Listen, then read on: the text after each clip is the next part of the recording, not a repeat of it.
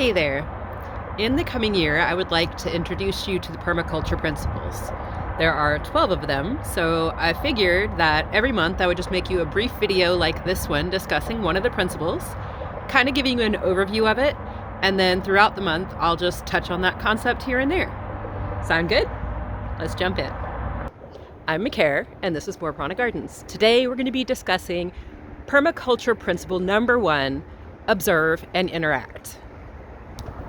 Now, when we talk about this principle in permaculture, it can mean some different things, and we want to apply them all. Also, keep in mind that these principles don't just apply to how to install a permaculture system in your yard, but also you can apply them to your day-to-day life. That was a spoiler for the question, by the way. Remember to hang out till the end to find out what the question is. Permaculture asks us to spend one full year observing our land before we put in any major structures or permanent fixtures. A whole year. Wow. That's a lot. So we make allowances. Put in your kitchen garden, put in some annual food crops, get yourself going. Definitely do that. But do spend a year watching the way the water flows on your land, watching where the light falls on your land at different times of the year, because it's going to change. Notice where the wind comes from in the summer and in the winter. Observe all of these things the best that you can for a solid year before you start to build structures or plant in your trees. I moved onto this property in December of 2019. And in February of 2020, we put in a tree. So I had not observed this land for a full year, but my friends who lived here had. Also, there's nothing but sun in this backyard. So when we put this tree in, we knew that it was going to get ample sun. It's a full-size tree, and we knew that we wanted a tall tree with a lot of coverage in this area. So we jumped the gun with that one. But otherwise, we just went with the kitchen garden to start out, and we observed. So I'm going to take you through some of the large observations that we found and then show you some of the details. So we start with the broad and then we work down to the details. Alrighty? Let's go take a look at the oak tree. So early on we noticed that the tree has some predation problems. It has bagworms and tent caterpillars, and I think they might be the same thing, but it's hard to know for sure. So I observed that it had a caterpillar problem. My first small interaction, we want to start with the smaller interactions first, was to treat it with BT, which is a bacteria that specifically targets caterpillars, and there's science, and I'm just going to ask you to go look it up so we don't spend time on that here. But I did a few applications of BT, and it barely touched the caterpillar problem. And I observed from that I might be missing their life cycles. So based on that, I observed that I need a new plan for a different interaction. Aside from the problems with the tree itself, let's take a look at some other observations from this same area. Between the tree and the fence, we've got a good bit of shade and wind protection back here.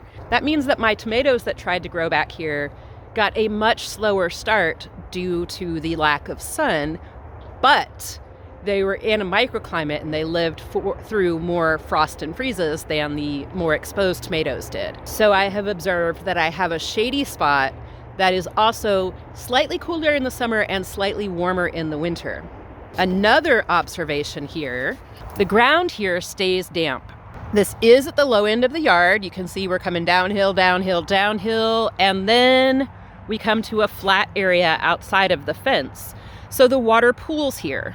Having observed that this tree has predator problem, this land is low and stays damp, and that I have a microclimate that will allow things to suffer a little bit warmer day and a little bit cooler night than they would normally, I have made some decisions for interactions. So I have started to sheet mulch and wood chip around this tree. I've protected the base of the tree with just some chicken wire, and then I put cardboard in there so stuff wouldn't fall in. I will be building up either stones or logs around to protect the base of the tree.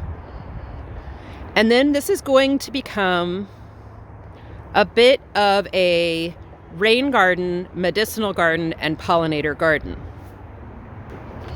So it's going to be a rain garden, meaning that it's going to be filled with plants that can handle being soggy and also handle drought. My intention for this area is that I plant it out and I let it be. Now it is going to be right next to, this is still going to be an active tomato area for me, but that will not. So I'm planning to only have to water the active tomatoes and let this be. So I'm going to ask that corner to be self-sufficient since it does hold a lot of water when it rains. To address the observation of the caterpillar problem, I'm going to be planting a lot of umbral flowers. Those are the flowers that make the umbrella shape. They attract the parasitic wasps, which attack the caterpillars and lay their young in them, and then they burst out, and it's this whole gruesome thing. Nature, gross and wonderful at the same time. That'll be dill, fennel, yarrow.